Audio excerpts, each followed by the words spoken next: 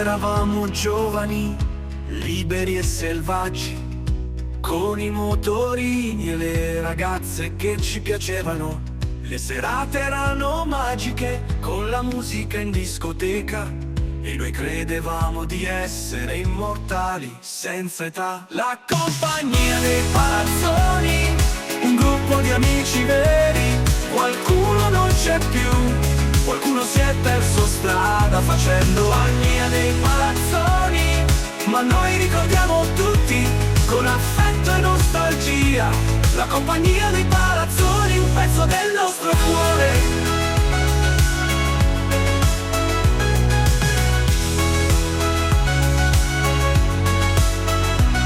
Ricordiamo le spaghettate, le birre e le canzoni, le osterie e i campari soda che cantavamo a squarciagola. I primi amori, le prime delusioni, ma la nostra amicizia è rimasta forte e vera.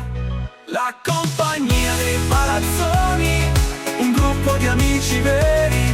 Qualcuno non c'è più, qualcuno si è perso strada facendo agnia dei palazzoni, ma noi ricordiamo tutti con affetto e nostalgia. La compagnia dei palazzoni, un pezzo del nostro cuore. Un pezzo del nostro cuore.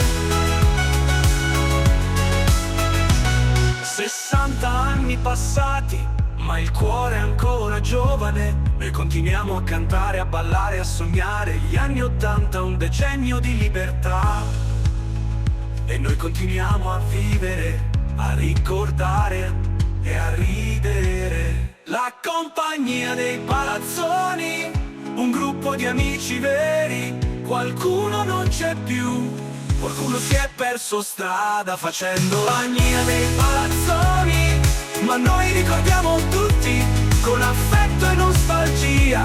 La compagnia dei palazzoni, un pezzo del nostro cuore. Si guardava il mondo